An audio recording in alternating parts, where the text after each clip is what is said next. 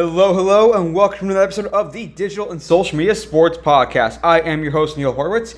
You can find me on Twitter at NJH287, also on LinkedIn, where I post more content. Hit me up there. The website, as always, dsmsports.net for every episode and more content. And of course, follow along on your preferred podcast platform so don't miss an episode every other week. Really awesome show for you guys today. This conversation was so good. I love these conversations that helps you really think about how these positions work, how to have success, what goes into it. My guest on the podcast today is Karen Ramming. She is Senior Director of Digital Innovation and Communications for Tracktown USA. Karen is doing great things there with Tracktown already. We'll get into that on what they're doing. She also talks about her previous work with the Golden State Warriors and Pac-12 Network. And Karen just offers really thoughtful advice and tips and insight into how she does what she does, how her teams have had success over the years, what she's learned along the way. Just such good. One of the things I want to point out before we get to the interview, of course, is the how Karen talks about setting yourself up for success, how to make sure that you are ready for that moment, and creating the scenarios, creating the preparation so that you can maximize those moments.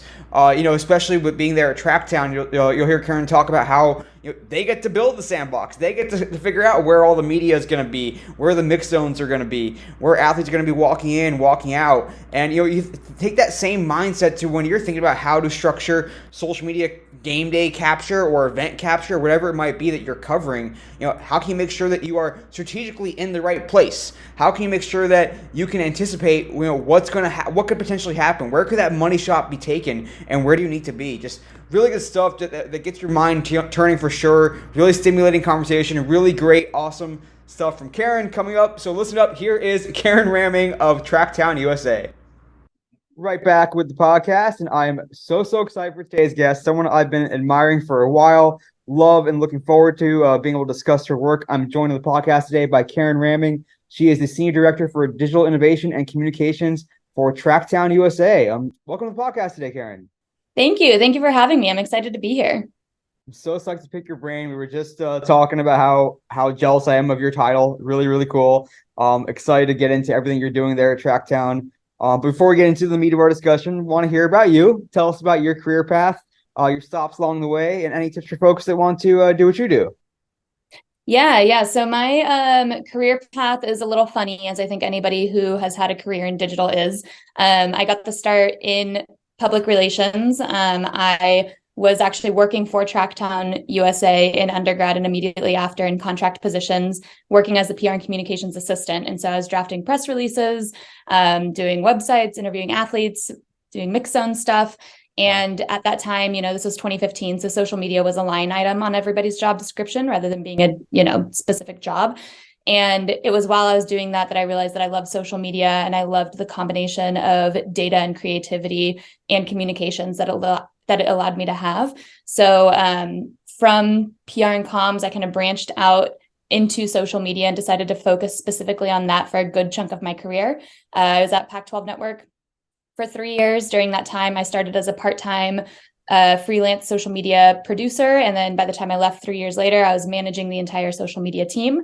After that, I went to the Golden State Warriors, where I oversaw social media for the Warriors Shop, which is our retail, and for Chase Center, which was the arena that opened while I was over there.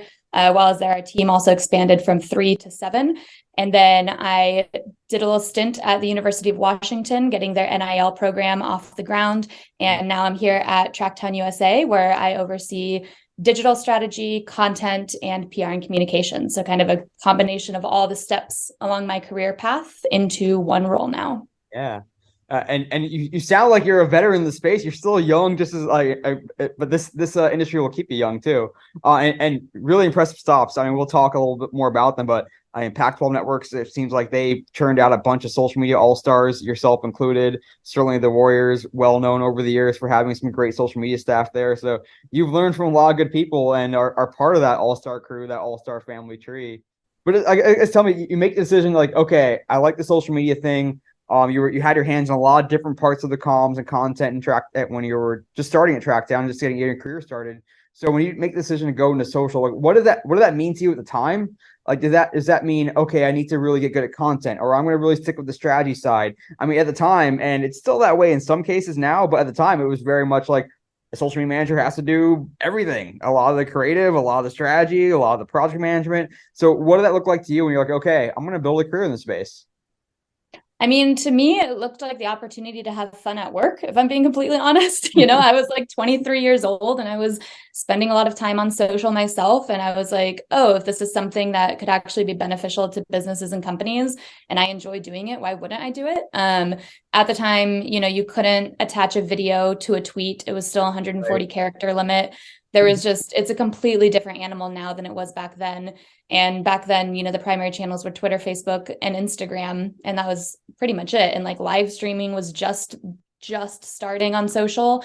So the landscape was completely different, but I decided to go in that direction for my career because I genuinely enjoyed it. I liked that I got to be more creative in social media than I did on the PR and communication side. I liked that there was the data element to it, that I could actually look at posts and see, oh, like this one's doing really well. I wonder why, and experiment a little bit.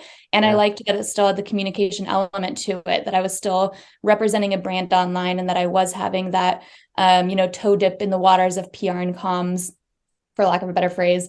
So just combined all of my interests, and I told myself, I'll keep doing this as long as I'm having fun. And so far I'm still having fun. So that's why I'm still doing it. Oh yeah, no, it's always cool to hear the backgrounds and the different pathways some people take, whether they come up through like I was going to be a journalist or I was going to be a creative director, and there's different ways you can get to those social media roles, and you find that passion that drives you, because they're not easy, obviously. So you get to Pac-12 networks, and really dip your toe in, or dip your head in full steam ahead. What did that look like at the time for what Pac-12 Network was trying to accomplish? Like, it's a very, like, you have time in the college space, both at Washington and with Pac-12. So you have so many sports to cover. You have your quote unquote marquee sports that the ESPNs and the Fox Sports of the world will also cover, and others that are lesser known but are still important. So when you have all this stuff going on, you have different gender sports, men and women, you have all the different sports across the board. How do you guys balance all those priorities against also wanting to, make sure that or not make sure, but hope that at the end of the quarter, at the end of the year, at the end of the season, that the chart is showing growth? Yeah, I mean, I think I want to start by saying that the reason why I was drawn to working at Pac-12 Network was because of their coverage of Olympic and women's sports. I ran track and field growing up. I ran it for a couple years in college, and I personally saw the value in covering sports like that. But at the time, again, this was 2015, the businesses didn't see the value in covering Olympics or women's sports. And the reason why I was drawn to Pac-12 Network is because they were doing that. Like, they were broadcasting 850 live events every single year. A lot of those were women's sports. The bulk of those were Olympic sports. And even outside of those broadcasts that they quote owned, they also were covering events on ESPN, on Fox, on the school hosted live streams even. And so it totaled about 1,300 events, which, yeah, that's a shit ton. Like, that is an insane amount of events to be covering. So what it actually looked like was there is a team, it flexed between like 5 and 8 social media people, depending on the time of the season that it was, that were on the digital team. We also had a team of about 3 to 5 editorial, so the website content folks. And we had a team of probably about 3 to 5 video folks as well, so doing some of those higher quality edits.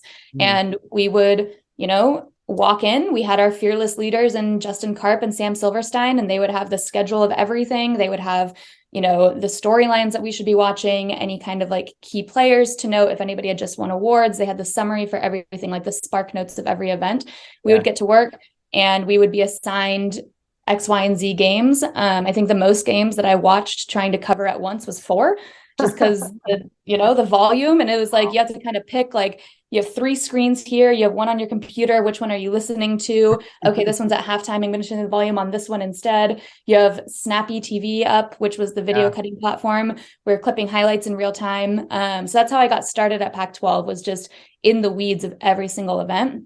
And then as I progressed through my years there, and I ended up managing the team and being the one to actually set the strategy and determine the KPIs and figure out the staffing plan. That's where, to your question about like, how do you deem if something is successful when you have just so much going on? That's where those questions really started to come up. And for us is that we learned through Pac-12 Network the value of having the value of the niche spots on the internet. We learned the value of being one of the only outlets to be covering college women's basketball to the extent that we did, and the value that it brought our channels in that, the fans are like, oh, you guys are the only ones posting highlights. We're going to follow you and we're going to be sharing your content because nobody else is. So being niche on the internet in that way, but also the value that it was bringing the actual schools, players, and coaches. Tara Vanderveer, Corey Close, they were writing to us on a very regular basis saying, your coverage, both linearly and digitally, has helped our recruiting classes, and it's helped advance our programs because people are realizing, oh, there's somebody covering us and we can get our names out there and we can get more eyeballs on us, our team, and our sport. So for us, success was really determined by, were we benefiting the schools, were we benefiting the programs, and were we benefiting the student athletes? And by doing that through as equitable as we could coverage of those sports, we were. No, it's really cool to hear that like the goal is put in that perspective, because you're not trying to serve the internet. You're not trying to serve social media. Yeah, it's cool when numbers go off, whatever, and something goes viral, but really you're serving the conference, the athletes, and the fans. And when it came to that too, like, are you ultimately trying to super serve those fans that are already into that sport or into those schools? Or is there some element of, we want that, earned media is the wrong term, but like that, I think the term someone has used on the podcast before is accidental exposure, where someone's like, oh, I didn't realize I wanted to watch this women's basketball game or this track and field event, but I stumbled upon this because it reached me somehow. So is it more like, we want to make sure the fans that are into it are getting the content that they deserve, and also the fans of those schools and the coaches and the athletes? Or do you try to like look for those opportunities that, hey, this might cut into the quote unquote zeitgeist and maybe turn some casual fans or non-fans into fans? It's always both. I mean, we want to make sure now, especially, I'm still working in a niche sport, but with niche sports in general, you want to make sure that you're serving the existing fan base because they're the ones that are going to keep you alive online. But you also want to make sure that your coverage is appealing, so that way, you can break through that bubble of whatever sport it is and reach a potential new audience. Because at the end of the day, if you're working for or with a niche sport, they probably want to grow that sport and they want to bring more fans in. And so how can you balance those two things of still serving the existing fan base and creating content in a way that's accessible to potential new audiences? And I remember when I was at Pac-12, this was also when Twitter was like testing out live streaming full games. I don't know if you remember that. I think this is back in like 2016 or 17. We were putting like ice hockey on Twitter, and there was like a chat function where if you were tuned into the Twitter live stream, people could like chat next to it, kind of like YouTube live streams. And I remember I was like broadcasting one of the hockey games, and there was this person who came in the chat and they're like, what is this? And then it was just kind of like, they were like almost live tweeting their discovery of their love of hockey. And by the end of it, they're like, this shit's lit. Like, this is amazing. And they came back for like multiple broadcasts, and they had, according to their tweets, had never watched like collegiate ice hockey before. So it's definitely both. And I think that that's something that niche sports have a real opportunity in doing, is trying to appeal to both and making sure that whatever strategy you have for any kind of content distribution, whether it's online or linear or anywhere else, that you keep both of those opportunities in mind. Yeah, I love that anecdote. It reminds me that if you Google Tony X NHL, there's a similar story of like, of a fan that like stumbled upon I think a St. Louis Blues game, was like, what is this? Holy crap, where has this been all my life? So that's just amazing. And especially too, like the more like meritocratic content platforms, where if you're on TikTok and you have a great piece of content, it doesn't matter like if it's great, it's going to spread. And when you think about, like, to use your terminology, like the niche sports, are you looking for those stories that are going to not break the mold, but like really capture that attention, or do you really want to try to lean into what makes the sport special? Because I think in the college space, and certainly with Tracktown, and when you're with Pac-12, you have these great stories that are just stories by definition, like of overcoming adversity, of kids realizing their dreams. Then you also have like the sort of just random stuff that just happens when you have hundreds of events happening all the time, where a mascot gets there's a mascot fight or something. I don't know, something random that will go viral on those short form platforms, but may not be core to turning someone into a fan of the sport. Like, is there a balance there, or do you just ultimately the more exposure, more eyeballs for the brand, it'll help at the end of the day?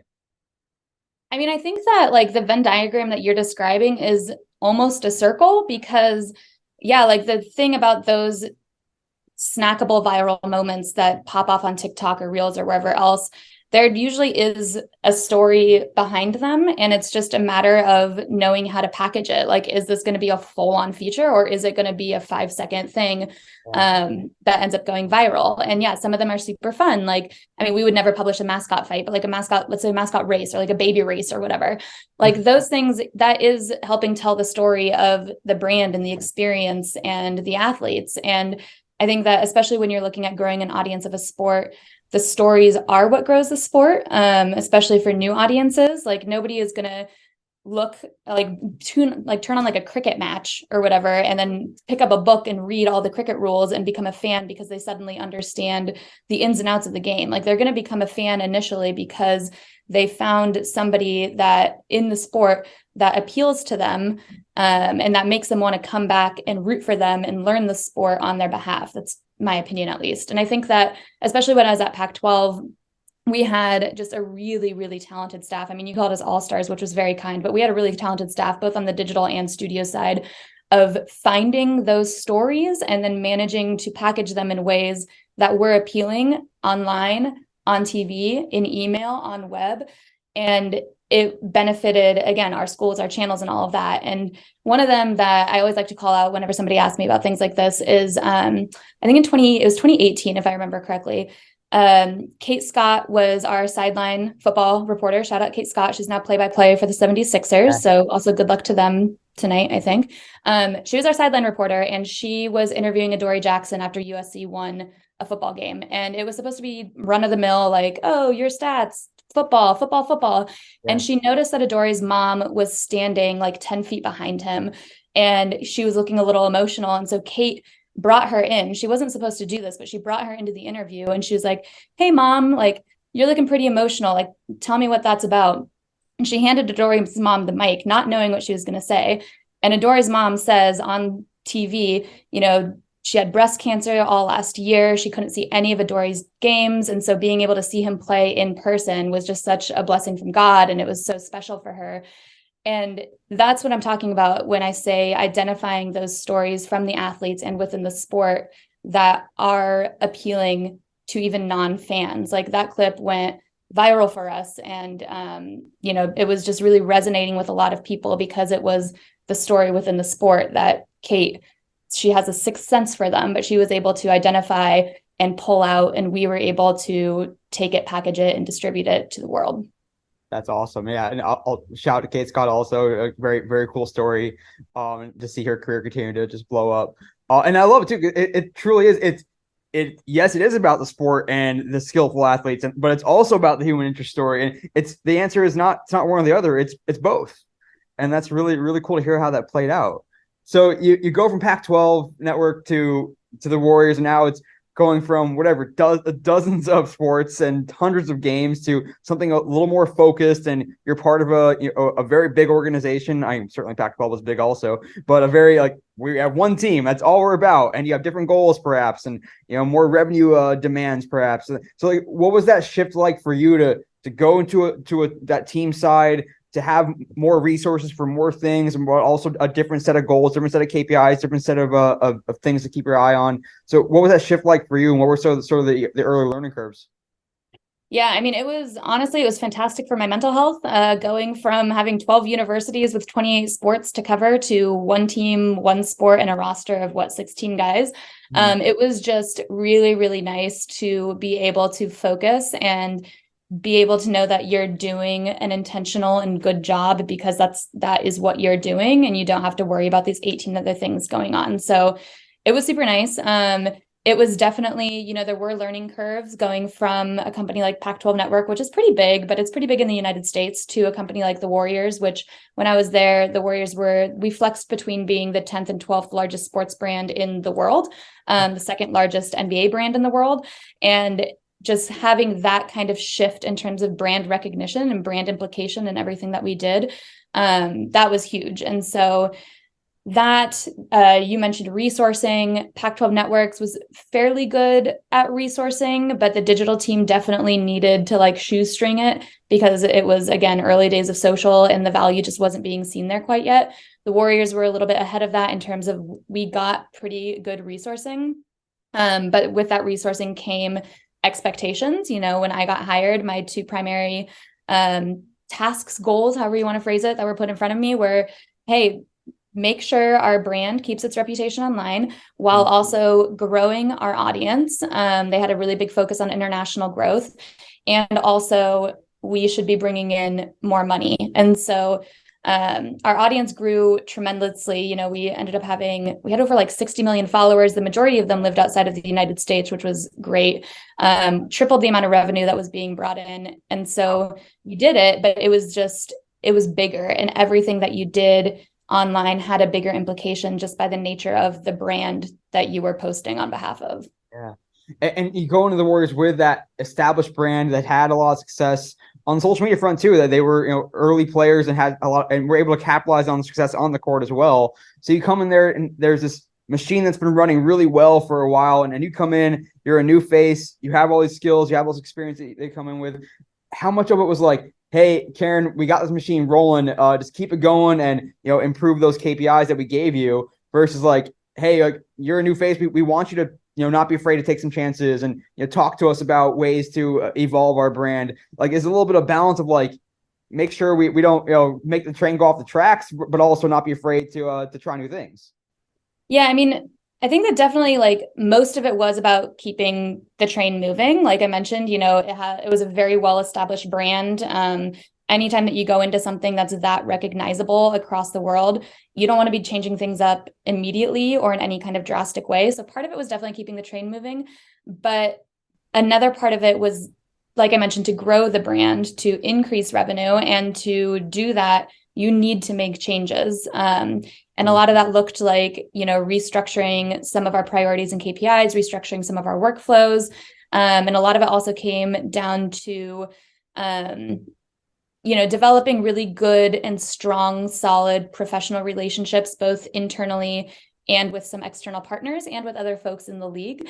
When I joined the Warriors, it was during a time of pretty big turnover across the board in the organization. And so naturally, when there's so many new faces, especially faces in the social media department where we are the internet to everybody, there's naturally, you know, just a little bit of hesitancy there. And so we had to spend a lot of time building that trust between our team, between PR, between basketball ops, between corporate partnerships, just to ensure that, yeah, we are on the same page, we are playing for the same team.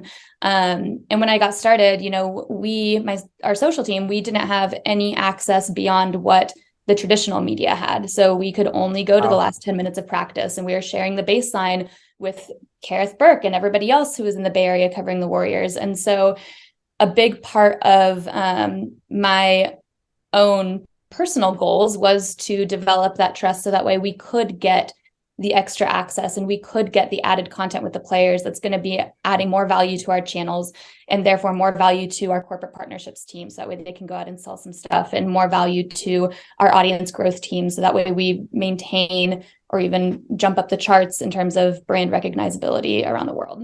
Yeah. What does that look like in practice to earn that trust, to form relationships with these athletes, especially, I mean, going from Pac-12 to the Warriors, where you have some star athletes in the Pac-12, certainly, but then you have some of the biggest names in the world when it comes to athletes with the Warriors, who some I'm sure are more than willing to, you know, have some fun with you guys and do some content, especially as, you know, the platforms evolved. You had almost a more of a need for that fun and quick content as Snapchat became bigger, and, you know, of course, later on with Instagram and TikTok, or Reels and TikTok rather. And so is it almost like you have to get good at asking for collaboration opportunities or going to players that maybe don't already have these big established brands, or trying to mix it up a little bit? So like, what's it like to build that trust, and then also to, you know, make sure that there's a mutual exchange of value and it's not like always a take, but there's also some give as well? Yeah, I mean, I think that before we even touch on building trust with the players, a lot of it is a step back in building trust with operations and with public relations. You know, like, they're the ones who who are the gatekeepers essentially to player access on a lot of the teams. It's not just the Warriors, but a lot of professional teams, regardless of league, operations and PR, they work really, really closely with the players, and they have a lot of say in terms of like who has access and what can we actually do with the players. So the first step was establishing trust with them. And luckily I'm pretty extroverted and an over communicator by nature. So that was the approach that I took, and just, like being really proactive with my communications with them, over explaining everything that we were doing, showing them the results of what we were doing. And that was how we earned that internal trust. From there, building trust with the actual players.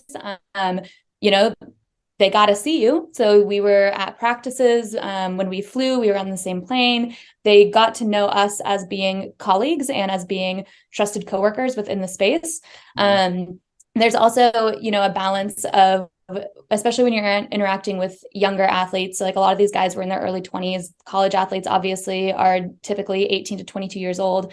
There is the corporate need and the air of professionalism that is absolutely essential to make sure that you don't cross the line, but also making sure that you're like a normal person and that you aren't coming across as like very corporate Karen, right, who's only there to like get this pre-recorded video and make sure that you do the sponsor placement and all of that. So it's kind of a balance of being really professional, knowing exactly what you need from them so that way you don't waste their time, while also being just a normal human and talking to them in a way that shows that you respect them as a person and not just as an athlete who will bring a million new followers or whatever it is to the channels. And when it comes to, the athletes that have their established brand, like obviously like Steph Curry, Draymond Green, Klay Thompson, those guys have their own brands. They have their own teams. They have people who do that with them and for them, for their brands. And then you have folks like the two-way players who, maybe they just got verified on Instagram and they're looking for our help to actually grow their brand. And so, yeah, it is a mix of, obviously we want to cover everybody on the team and we want to get content with everybody on the team, and just knowing, which you learn the more time that you spend with these people, knowing which opportunities should go to the more established veteran players and which opportunities should be going to some of the younger guys. And also learning just athletes' interests. Some athletes are really into TikTok, and so they will drop everything and like just and do a TikTok. Like they're super into doing that because they think it's fun, and so it's mutually beneficial that way, because they enjoy doing it. It's helping the team's brand, but then it's also helping theirs because they might not be as established veteran of a player, so they're getting a little bit more exposure on the channels. Awesome stuff. There's such great insight and relatable on a lot of fronts too, with PR and team ops, a little too much so. But especially with NBA being such a superstar driven league, I mean, it's always like it's Steph, Klay, and Draymond and the Warriors, and that's how the league often promotes itself. Certainly, its broadcasts on like the ESPN TNT front. Are you sitting down and saying like we want to make sure that we are telling the stories of all of our players, from the last guy on the bench to the superstar?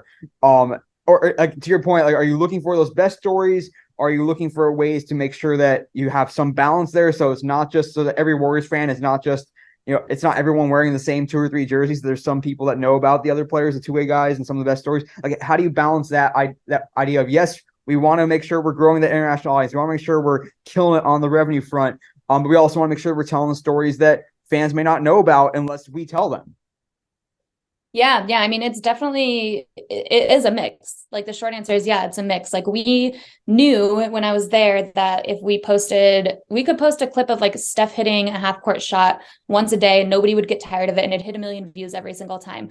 But that would be doing a disservice to our players, our team, and our fans by not showcasing the other players. And so it wasn't even just the social team that was keeping that in check and making sure that there were faces getting on the feeds. It was our entire marketing department. So whether it was out of home or TV ads or anything like that, it was a very real thing that we kept top of mind. And especially, one of the seasons that I was there was the season where Steph broke his hand, Draymond wasn't playing a ton, Klay was coming off of the 2019 injury. And I remember at the start of that season, we were posting things and every single comment was like, who the fuck is this guy? Like, who is this? Like, what is this roster? I don't know any of these people. And so like, yeah, that is discouraging. And, but it also presented an opportunity to say like, okay, like our fans aren't leaving us because we aren't posting stuff. Like we need to be doing a better job at posting these other guys and telling their stories and showing their personalities. Like we thought that we were doing a good job of it last season, but clearly we weren't. So we took that opportunity to do it that season when the quote more well-known players were, decidedly not around as much because they're dealing with injuries. Yeah. And when we think about who you're reaching, or especially in the NBA, like there's like some people will joke that, there's more fans of the off-court stuff than the on-court stuff. So are you ultimately like reaching that basketball fan and getting like there's some X and O's, I'm sure, but like going with the sick highlights and trying to make sure people understand the basketball side of things?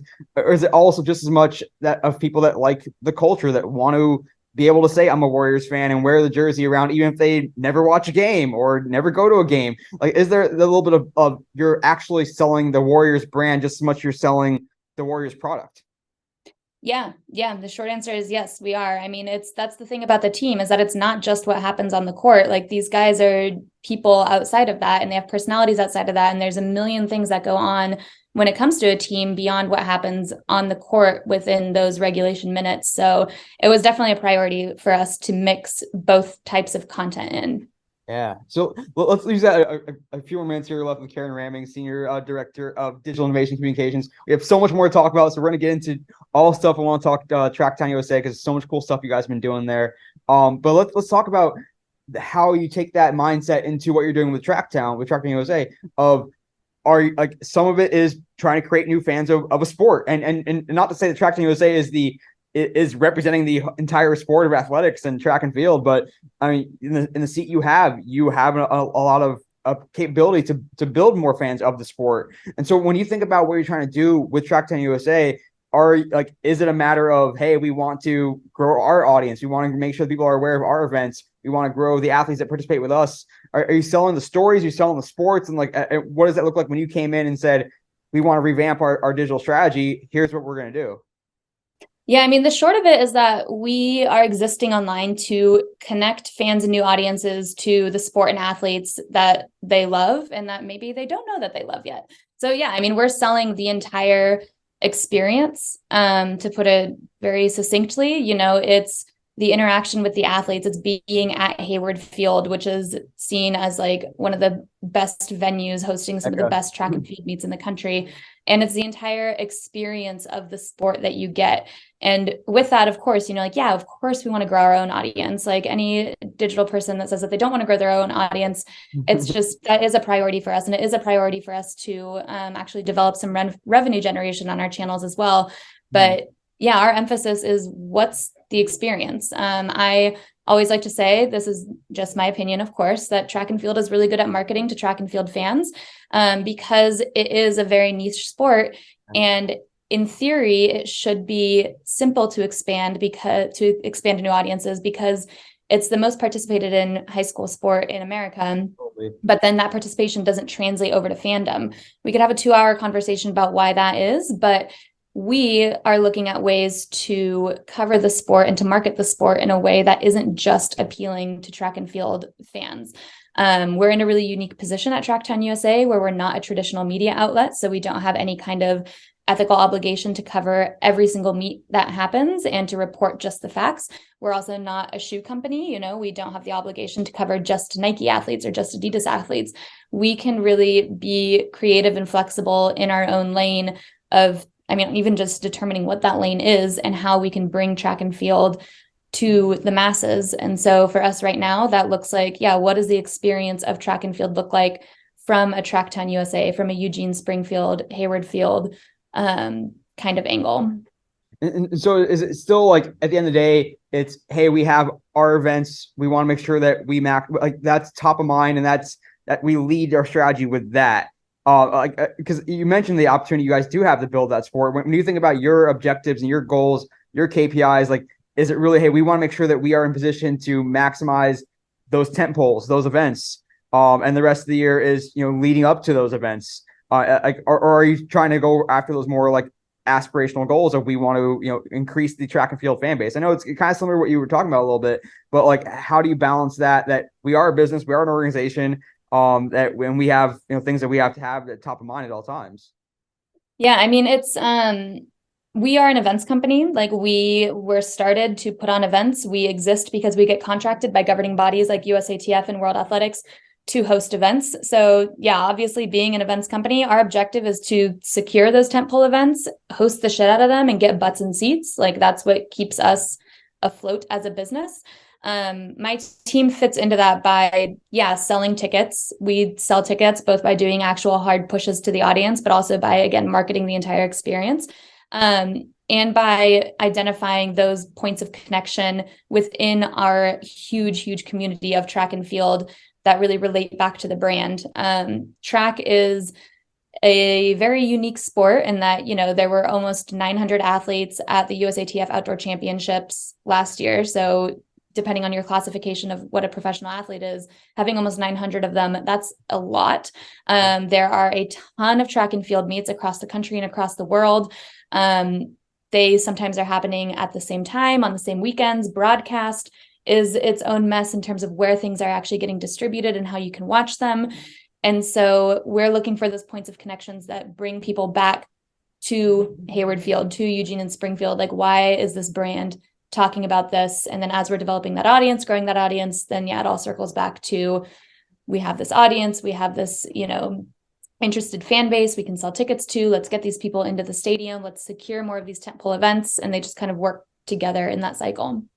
And when you think about the track and field fan, and also the potential track and field fan, I mean, it's almost like you can't quite equate it, but it's similar to like esports, where you might be a fan of League of Legends, but you might not know anything about Call of Duty. You might be a fan of, you might be pulled in because you love the 100-meter and 200 meters, but you don't watch the 400, you don't watch shot, you don't watch javelin, whatever it might be. So, like, are you thinking, are some of those more easy entry points to get someone to be a fan? And then do you find that, are the fans of the sprints very different from the fans of the distance, and different from fans of this event to that event? Or is it kind of pepper across the board? Once you're in, you kind of sample everything you can taste? I mean, it really depends on the person, but we were talking about niche audiences when we were talking about Pac-12 Network, and like understanding how to be niche in content and coverage through Pac-12 Network has definitely helped so far within the sport now with my current position, because to your point, there are a lot of people who they are throws fans and they care about the throwers, and discus, shot, javelin. That's what they care about. Hammer. That's what they care about. And that's great. How can we serve them? Like, how can we create content for that specific audience? Same thing for sprints, jumps, distance. How can we be a better company in terms of creating content online, but also experiences in person that are tailored to each of those audience types? I think that it's unrealistic to think that, because you're a fan of one thing, you're a fan of all things. Right. And I think that naturally, especially online, things are going the more and more segmented and focused route, and people are looking for specific community rather than a blanket solution to things. And so how can we do that with our content, our marketing, and our experience strategy to really serve each of those groups with their specific interests? How possible is that? Like, you only have so many people and so much time in the day and so many accounts you can manage. Like, in a perfect world, would you have like Trackdown USA jumps, Trackdown USA sprints, or like how do you reach those segments of segmented audiences? Yeah, I mean, that kind of gets into the whole conversation of like, it's great to have breakout accounts for these specific interests, but then once you have those breakout accounts, how do you actually break back into the mainstream? So I don't think that I have an opinion right now in terms of segmenting jumps, throws, sprints, and distance necessarily, but instead looking at how we structure our actual content packaging. So for instance, right now we're doing this series called Road to Tracktown, where it's a mini docu-series that's following 4 athletes in their lead up to this year's USATF Outdoor Championships. We're doing 5 episodes on each athlete. It's a mix of training, competition, and their life outside of the sport. And we intentionally chose 1 runner, 1 jumper, 1 thrower, and 1 multi-event athlete. So that way it could appeal to those specific fan bases while still all living on our larger Tracktown USA channel. Yeah. How important are the athletes as like the entry point? Do you find that is that the easier entry point for new fans as opposed to the sport? Or I'm sure it's a little bit of both as well. And so talk about the importance of the athletes and also the relationship that you guys have with the athletes to do stuff like those collaborative content pieces. Yeah, I mean, I think that when it comes to entry point to the sport, it is going to be a mix of folks who value just pure athletic achievement. I mean, that's why I love track and field, is that it's so raw, and it's like it's who can run the fastest, you know? It's like that is what it is. It's who can jump the furthest or the highest and who can throw the furthest. And so thinking about it from that standpoint, it should be an easy entry point for people to understand that, yeah, best mark wins. And that's what it is. There are obviously a ton of nuances with the rules that come with that, but that is an easy entry point where if you go to a track meet as a casual fan, depending on the structure of the meet, like you should be able to watch an event and have a very clear understanding of what is first wins. Good. Yes, like what is good and what is not as good. But then also flip side to that is like, I think that in any sport, the athletes are absolutely the most valuable piece of marketing and the soul of the sport itself. And especially in something like track and field. I mean, I talked about how it's such like a raw and pure sport. The emotions from these athletes that come through, that is raw. Like what they're feeling in that moment, most of them are going to show you, like, especially when you look at these events like US Olympic trials or USATF outdoor championships, they've been training for years, for their entire career, for this potentially 10-second moment to determine if they're going to make an Olympic team and fulfill their lifelong dream, or if they're going to make a world team, or if they might be able to secure a sponsor for the next season. And there's not many millionaires in track and field. And so they're doing it because they love it and because they're passionate about it. And so that comes through in the competition, and being able to experience that kind of raw emotion from athletes directly when you tune into a track meet, whether it's online, on TV, or in person, I think is what makes this sport really, really special. Yeah. And even outside of those moments, like obviously the as athletes are humans, they have hobbies and interests, and they have other stuff going on. And so understanding how we can better tell those stories, to make them more relatable and to potentially find new audiences through them and who they are as people is really valuable. And I think that it's not untapped because there are people doing it, but there's just so much more to be done on that front. Yeah. And when you have those big moments in athletes' lives, and certainly for any, like, the opportunity to reach casual fans, I'm sure it peaks when you have stuff that's related to international competition. You have stuff related to Olympic trials. So, like, do you guys look at that and are like, hey, this is part of our tentpole calendar too? Like, this is our moment that we have to make sure that we maximize this, because it only comes along every so often. Like, what's it like to prepare to make sure that, hey, when we're going to host the whatever USA trials or other things of that nature, that we're ready to capitalize on that?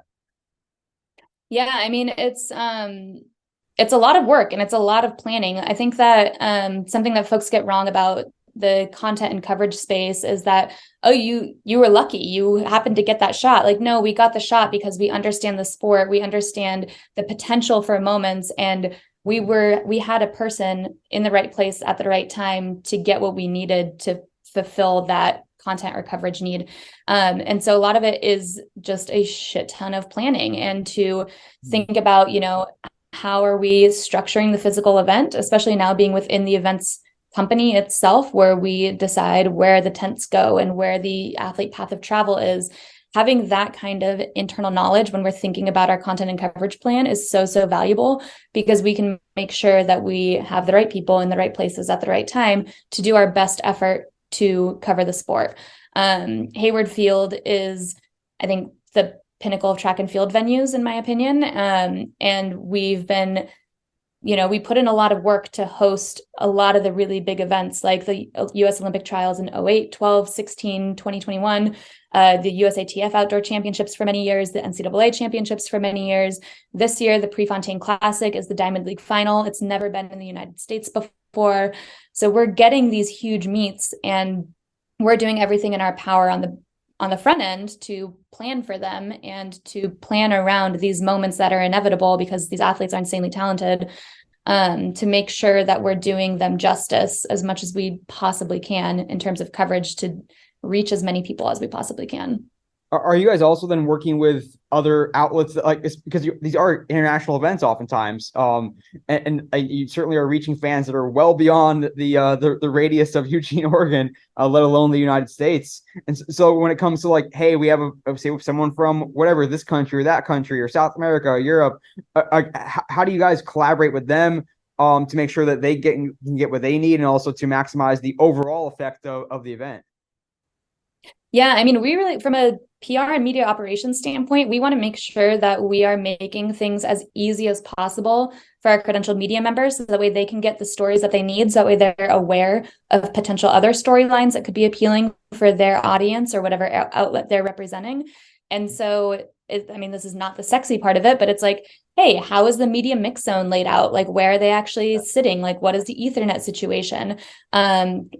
Communicating with them well in advance in terms of like travel plans, credential pickup, making sure that they're informed about athletes and potential collaboration opportunities. It's also looking at, the physical space within the hotel where the press conference is. How can we better use that space to make it easier for these media members to work with us and to work with athletes to get more content and more stories out there? So a lot of it is honestly just about communicating with media members, understanding what they need, who they're trying to reach and why, and working with our venue development and operations team to set up the space to be the best physical space as possible to make their jobs as easy as possible. Yeah, so cool to hear all the details, how they come together, and you're doing both. You're helping to plan the strategy for stories that you guys are going to tell and the coverage you're going to have, and also how can we facilitate the stories that other people want to tell and help them get the best content out there.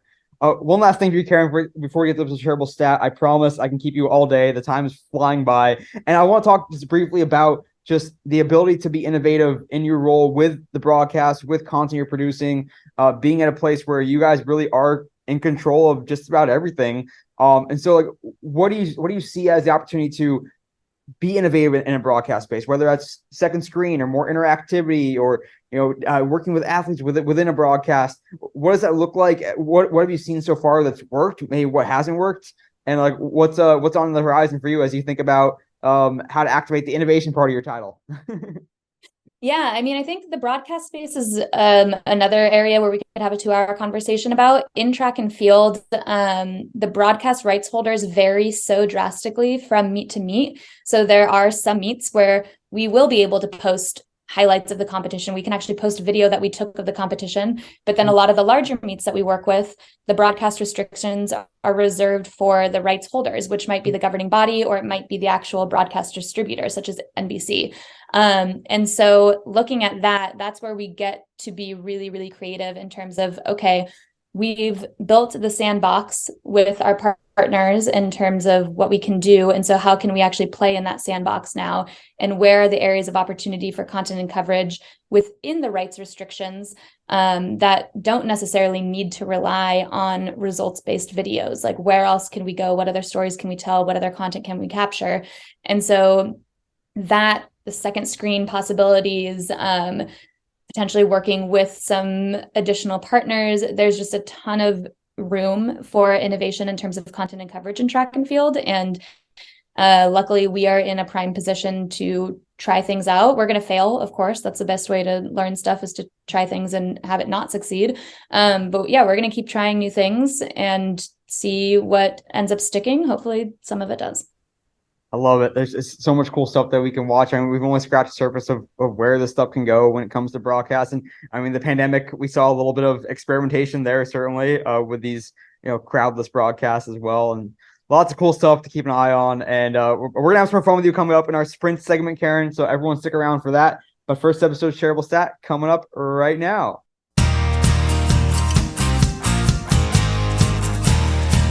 So good speaking with Karen, Senior Director of Digital Innovation and Communications for Tracktown USA. So great learning from her, hearing about what she's doing at Tracktown. We're going to have some fun with her coming up in our Quick Starts segment, so stick around for that. But first, this episode's Shareable Stat. This episode's Shareable Stat comes from a recent blog post by Meta. Yes, the company behind Facebook, Instagram, WhatsApp, Oculus. And Meta said that during the first quarter of 2023, 92.3% of views in the feed did not include a link to a source outside of Facebook. So not too surprising. Facebook does not want you linking to other sites, to other places, getting users to leave. So unless you were part of that 7%, again, 92% did not include a link outside of Facebook. And for the 7% that did include a link, it was all from pages that the users followed. So if you're trying to get that casual fan, or that even just anyone in general, user in general, to click outside to go to a link, it's probably not going to happen. And it's only going to, that number's probably only going up even more and more, even though 92% is quite a bit already. And what do you take away from that? Well, of course, we've kind of already known that native engagement is what these platforms want, but even more so now that you can put that number behind it, that is a staggering number. So as you're thinking about trying to accomplish those KPIs, those objectives, that if you're trying to get someone to use hyperbole, to click a link to go buy tickets to a game, it's probably not happening, because they're probably not even going to see the post, because 92% of views on Facebook don't even include a link. So good luck getting your post in front of somebody. And it really goes down to making sure that you understand what are the goals of these posts, and making sure that the people that are overseeing things, that are in the the VP roles, and you're showing those KPIs at the end of a season, at the end of a quarter, at the end of a month, whatever your cadence might be, that if you are targeting toward link clicks and post with links, it's not a good idea. It's not going to happen most likely. And of course, always good to put numbers behind, when you're thinking about the best way to activate a sponsor as well, and collaborating with them on sponsored content. So really interesting stat for sure, that puts a number behind something we've already kind of suspected for a while. Q1 2023, 92% of views on Facebook did not include a link to get you to leave Facebook. So that's a for sure stat. Think about it, talk about it, take action with it. And more importantly, stick around for more great stuff with Karen Ramming of Tracktown USA. Right back from this episode's Shareable Stat, I am joined once again by Karen Ramming. She is Senior Director of Digital Innovation and Communications for Tracktown USA. Karen, we learned so much in our interview with you. Are you now ready to do some sprints? Yes, let's do it. I'm warmed up. Hell yeah. Everyone loves sprints. There's a little HIIT workout here. Number one for you. This is a fun one, open-ended. Your most memorable run. You mentioned you're a runner, whether it was a competitive run or it was a really cool place that you got to run. Just tell me, when I say most memorable run, what you close your eyes, what do you see? It was I think times now. It's a 200-mile relay race from the top of Mount Hood to Seaside, Oregon. You split it up over 12 people. Everybody does 3 legs. And you end up running like in the afternoon, in the dead of night, and first thing in the morning. And it's definitely type 2 fun. So that means that you hate it while you're in it, but at the end you feel this endorphin rush like nothing that you've ever felt before. And all of a sudden you're signing up again for next year. Jeez, that sounds intense, but also quite memorable, and certainly gratifying when you're all done, like you said. Wow. Number 2, back to your time with Pac-12 Network. Tell me your favorite piece of content that was produced during your time there. I know that this isn't going to be what people expect, but in 2018, I think for the NCAA Track and Field Championships, myself and Juan Pedro Huerta from our video team were up covering that event, and we mic'd up Michael Norman's parents during his 400-meter race, and he ended up breaking the record. He won. It was this huge moment, and we just did a side-by-side video of them. And just having the actual feat combined with the emotion of his parents was really special for me. And I reference that a lot, actually, still to this day in a lot of my professional conversations. That's so cool. I mean, we talked in the interview portion about preparing and having other things in place, and talk about getting preparation right there, miking up someone when their kid's about to break a record. That is super cool to hear. Number 3, you mentioned briefly about your time at Washington working with athletes, especially as NIL became a really big thing. So tell me, when you worked with athletes, and still today, of course, working with athletes in some ways, the most often repeated piece of advice you give to them when it comes to building their brand, or just establishing themselves on social or in general. This is going to sound really basic, but post more. Mm-hmm. Just anything, no matter what, just get out there and post more and get yourself out there. Okay, definitely not no matter what, but just posting more. A lot of these athletes, they're getting a ton of content from their SIDs, from the content teams, depending on if they're collegiate or pro. And the only way that people can find you on social is if you're being active on social. So I know that there's a lot of hesitancy around flooding the feeds or being too much, but a lot of times in my conversations with athletes around well, why don't I have a big following?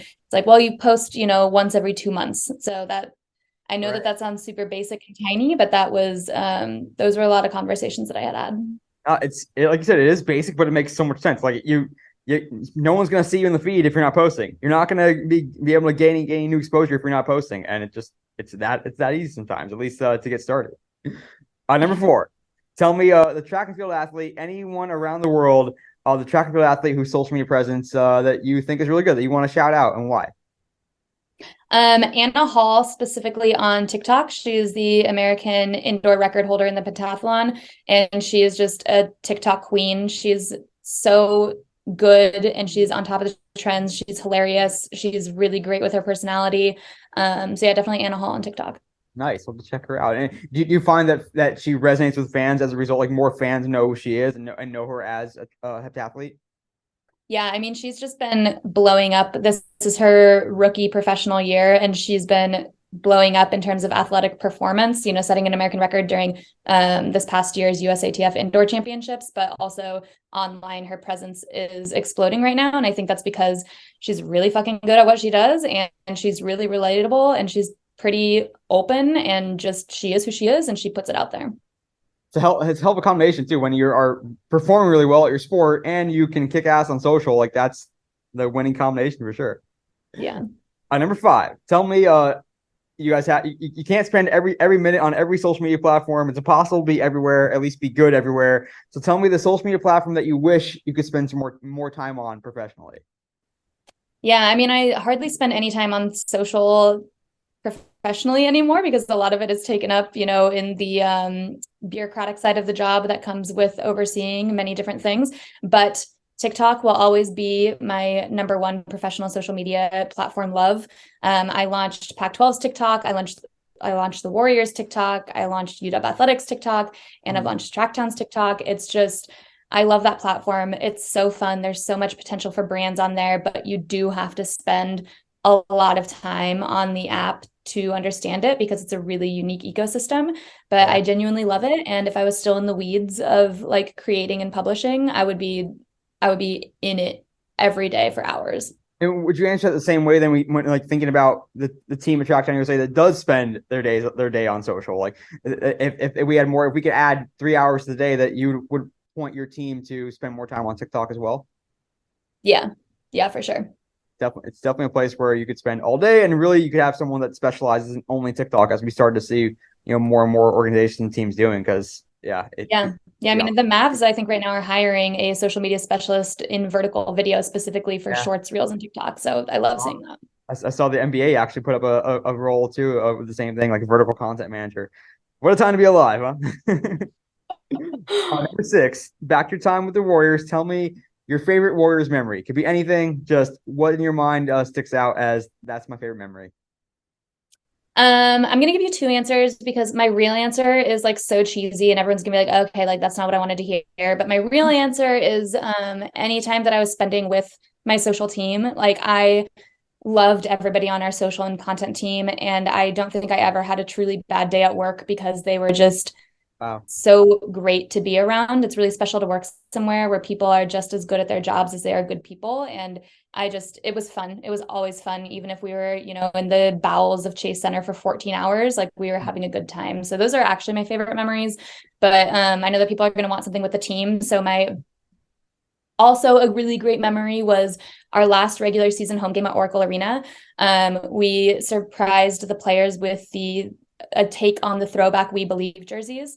And nobody knew that was happening. It was a complete surprise to the players. And it was myself and a videographer from our studio team were in the locker room with the players when Eric Hausen wheeled in the rack of jerseys, and we got to capture the guys' reactions to those jerseys. And it was really special because obviously they were stoked. And so like I feed off of other people's energy. So that was really special. But also that just showed the amount of trust that had been developed over that season between the social team and our PR and ops team. The fact that we were invited to be in the locker room and trusted with this information and exclusive content was just a huge milestone for me from a professional sense, showing that we got there and we did it and we have that trust now.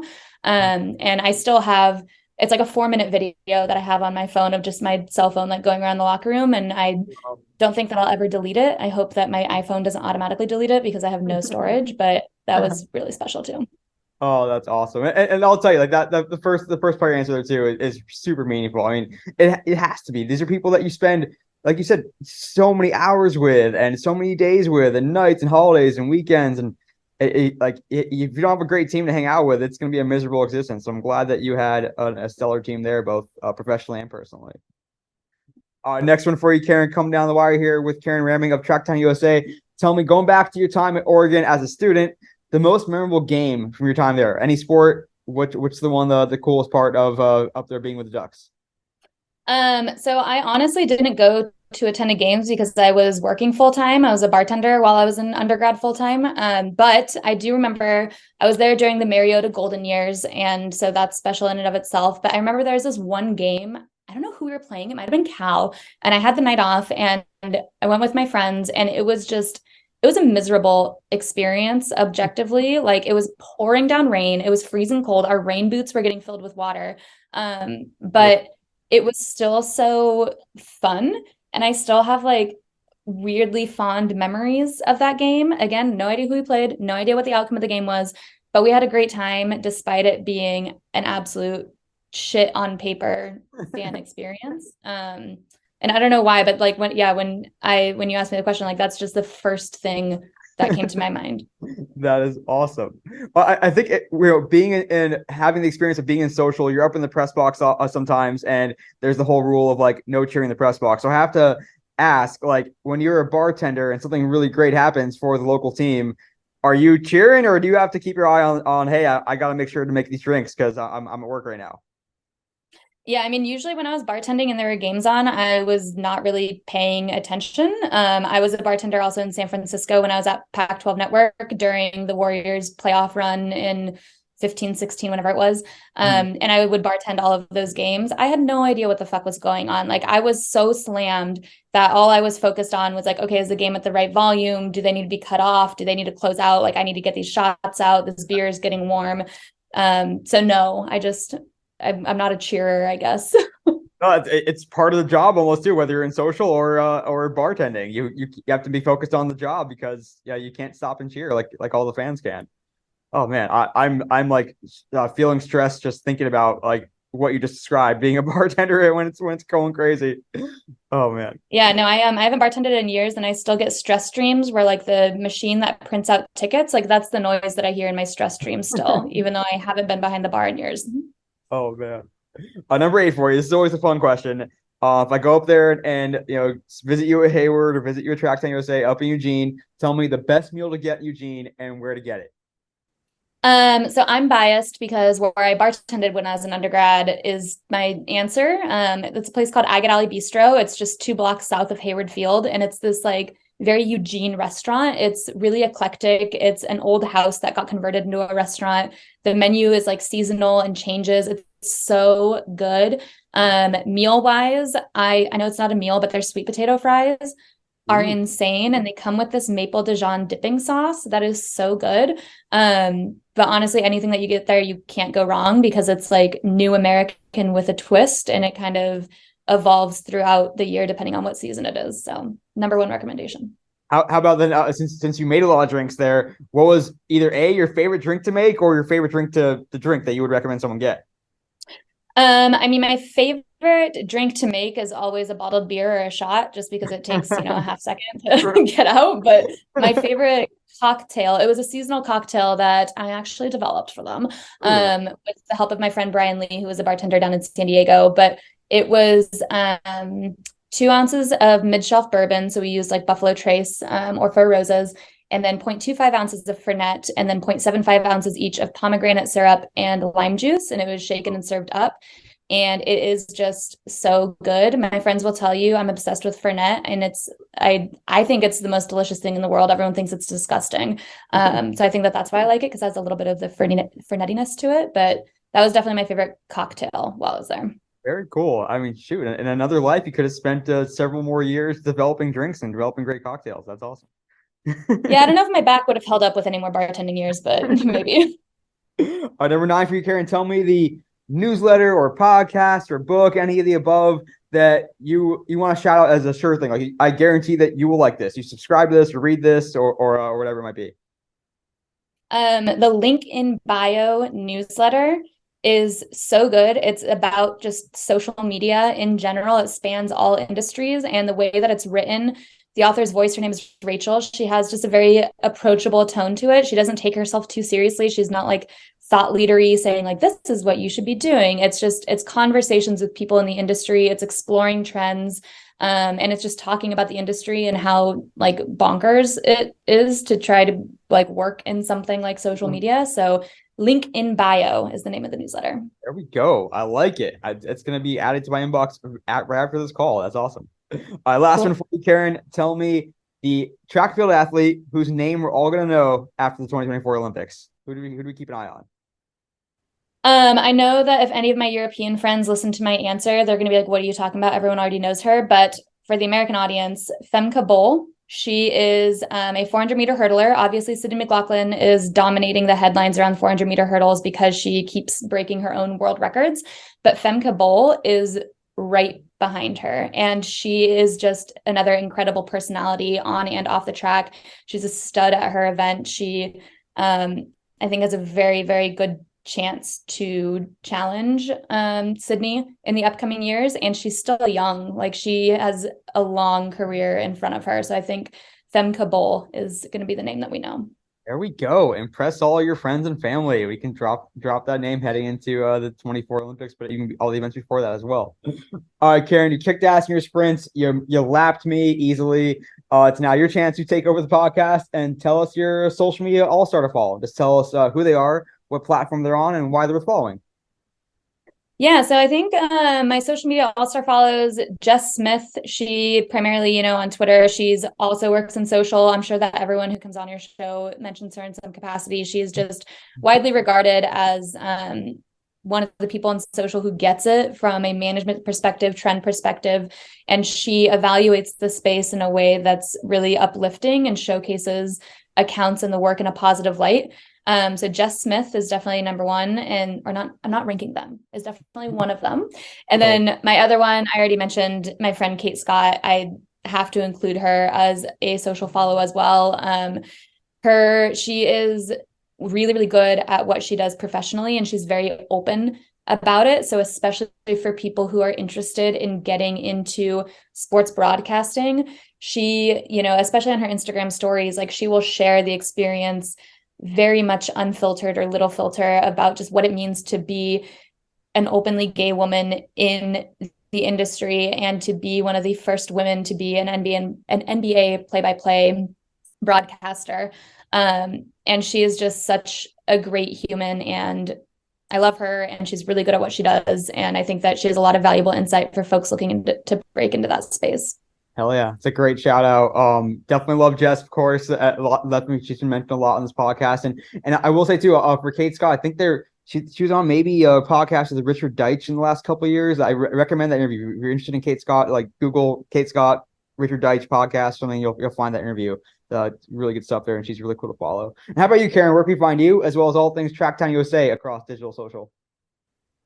Yeah, so I'm on Twitter at KJ Ramming. That's where I post most about work. So feel free to follow me there if you want. And Tracktown USA is on Facebook, Twitter, Instagram, TikTok, and YouTube at Tracktown USA. And if folks are especially interested in the Road to Tracktown video series that I recommended a little bit earlier, I'd especially encourage them to follow us on YouTube because that's where the full episodes are getting posted every single Friday.